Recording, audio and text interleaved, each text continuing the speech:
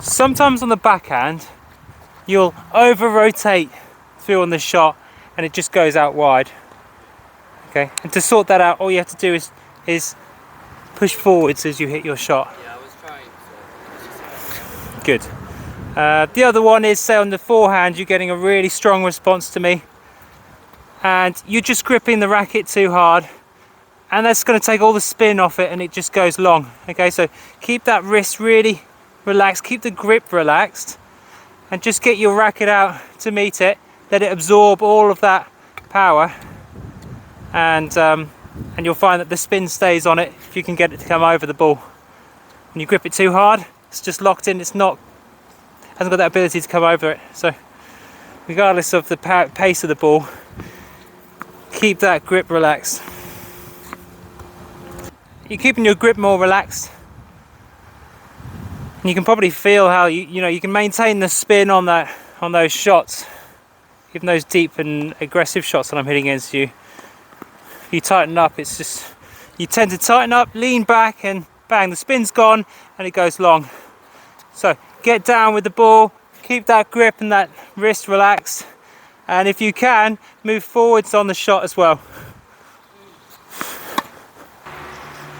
Okay, so your stroke is really nice and relaxed now, in the sense that you've got this relaxed wrist, relaxed grip. Okay, we're going to work more on the legs.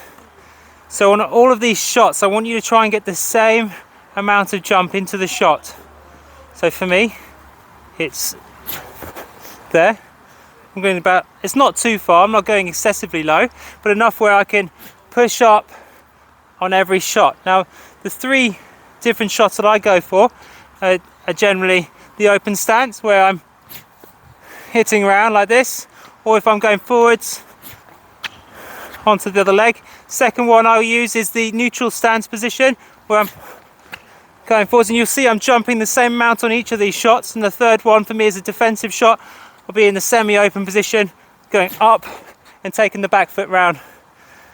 But on all my shots, I'm getting this lift into the shot. Now the stroke stays the same, nice and relaxed, and I'm getting all my spin from the legs. If I was to hit my shot without doing my little jump that I do, that ball's going to be going long, because I'm getting enough spin from this upwards thrust from the legs to bring that ball down each time. Okay, so I want you to try and implement that little jump on every single shot. Imagine if you didn't do it on one of your shots, that shot isn't going to get the same amount of spin as the other shots. So you either have to generate it more from the arm or the wrist, and that's not what you want to do. You have that consistency where you get your feet into position and you have that same little jump on every shot. So when you're hitting these forehands, your back leg is lifting up. Okay. And what that's doing is it's keeping your hip back. So we want to try and keep that heel down at the back instead of flicking up, counterbalancing the hip rotation. Just let the hips come through.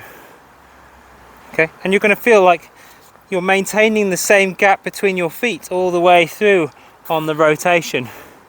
Whereas you might be going with a flick step, you're now going to be going. Okay, it's a natural reaction to flick the foot back, and I do it quite a lot on that one-hander. But just got to try and push it down and let the hips come through.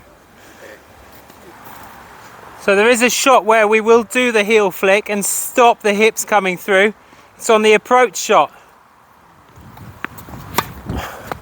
Okay, and the reason why we do that is that we can land back on the left foot. So we lift off the left foot, hit, and then land back on the left foot.